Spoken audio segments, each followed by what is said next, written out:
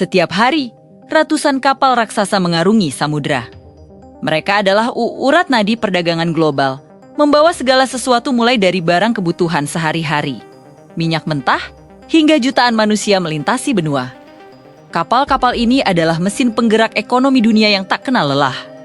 Tapi, pernahkah kamu bertanya, kemana perginya kapal-kapal raksasa ini setelah masa baktinya habis?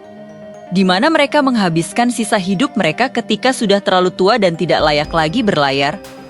Jawabannya tidak akan kamu temukan di brosur pariwisata. Jawabannya terletak di pantai-pantai yang jarang kita dengar, yaitu Gadani di Pakistan dan Alang di India. Inilah tempat yang dijuluki kuburan kapal terbesar di dunia. Sebuah lokasi yang mengerikan, sekaligus sangat vital bagi roda perekonomian global.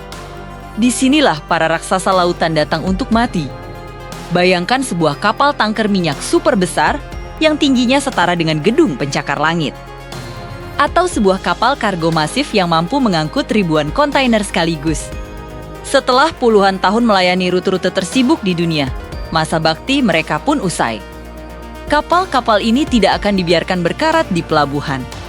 Sebaliknya, mereka melakukan satu perjalanan terakhir, sebuah perjalanan menuju kehancuran total. Prosesnya dimulai dengan sebuah metode yang sangat primitif namun efektif, yang dikenal sebagai beaching. Kapal-kapal raksasa ini sengaja dijalankan dengan kecepatan penuh, lalu menabrakkan diri ke pantai berpasir yang dangkal saat air pasang.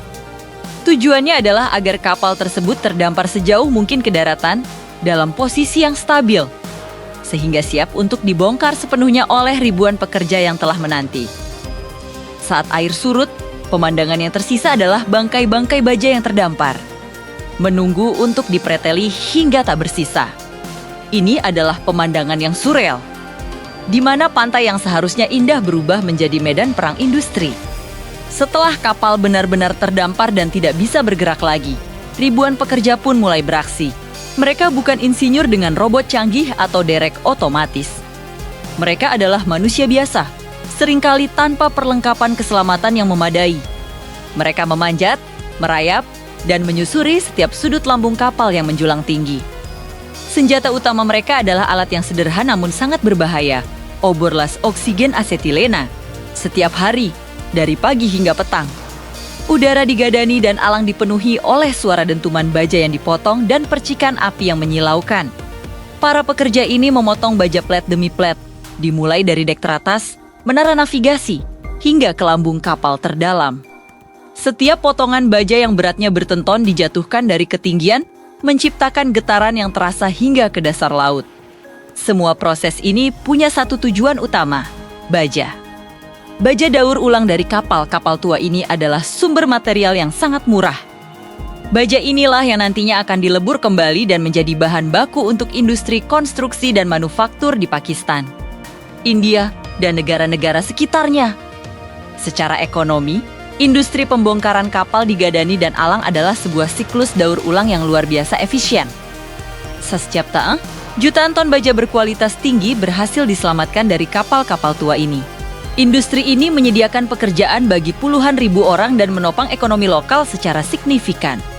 Tapi, di balik efisiensi ekonomi ini, ada harga yang harus dibayar. Dan harga itu jauh lebih mahal dari nilai baja itu sendiri. Kondisi kerja di sini adalah salah satu yang paling berbahaya di dunia. Bayangkan, para pekerja harus memotong baja di ketinggian puluhan meter, seringkali tanpa sabuk pengaman atau jaring penyelamat. Mereka berisiko jatuh kapan saja. Tidak hanya itu, mereka juga berhadapan langsung dengan sisa bahan bakar beracun, limbah oli kotor, dan yang paling mematikan, asbes. Asbes adalah material isolasi yang umum digunakan di kapal-kapal tua. Dan seratnya jika terhirup dapat menyebabkan kanker paru-paru yang fatal. Kecelakaan kerja adalah pemandangan yang umum terjadi. Mulai dari tertimpa potongan baja raksasa, terpeleset dari ketinggian, hingga ledakan gas sisa yang tidak terdeteksi di dalam tangki-tangki kapal. Keselamatan seringkali menjadi prioritas nomor 2, dikalahkan oleh tuntutan kecepatan dan efisiensi untuk membongkar kapal secepat mungkin. Nyawa manusia seolah menjadi taruhan dalam permainan ekonomi global ini. Selain ancaman langsung terhadap para pekerja, dampak lingkungannya adalah sebuah bencana ekologis yang nyata dan terus berlangsung. saat kapal terdampar dan dibongkar. Semua sisa limbah beracun yang ada di dalamnya tumpah langsung ke laut dan meresap ke dalam pasir pantai. Oli berat, bahan kimia, cat anti-kar yang mengandung racun, dan berbagai polutan lainnya mencemari ekosistem pesisir secara permanen. Akibatnya, ekosistem laut di sekitar Gadani dan Alang telah mengalami kerusakan parah. Lautan yang dulunya kaya akan kehidupan kini berubah menjadi zona mati industri, di mana airnya berwarna hitam pekat dan pantainya tercemar logam berat. Kehancuran lingkungan ini adalah luka jangka panjang yang sulit, bahkan mungkin mustahil, untuk dipulihkan. Lalu, jika begitu berbahaya bagi manusia dan merusak lingkungan, mengapa industri ini tetap bertahan dan bahkan berkembang pesat? Jawabannya sederhana, biaya. Bagi perusahaan pelayaran global, mengirim kapal tua mereka ke kuburan ini adalah cara termurah dan tercepat untuk menyingkirkan aset yang tidak lagi menguntungkan.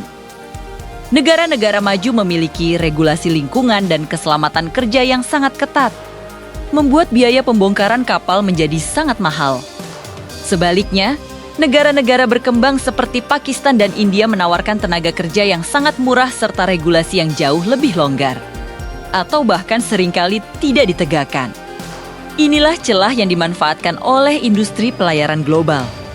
Mereka memindahkan beban risiko lingkungan dan kemanusiaan ke negara lain demi memaksimalkan keuntungan. Gadani dan Alang adalah wajah paradoks dari ekonomi global modern kita. Di satu sisi, mereka adalah bagian penting dari rantai pasok daur ulang, menyediakan bahan mentah vital yang menopang pembangunan di seluruh dunia. Baja dari kapal-kapal tua ini mungkin saja menjadi pondasi gedung pencakar langit baru, jembatan, atau bahkan mobil yang kita kendarai. Namun di sisi lain, mereka adalah simbol dari eksploitasi, di mana nyawa manusia dan kelestarian lingkungan dikorbankan demi efisiensi dan keuntungan. Kuburan kapal ini adalah akhir yang brutal bagi para raksasa lautan, sekaligus menjadi awal yang berlumuran karat dan tragedi bagi bangunan-bangunan baru di seluruh dunia. Sebuah pengingat pahit tentang harga tersembunyi di balik kemajuan global. Terima kasih sudah menonton.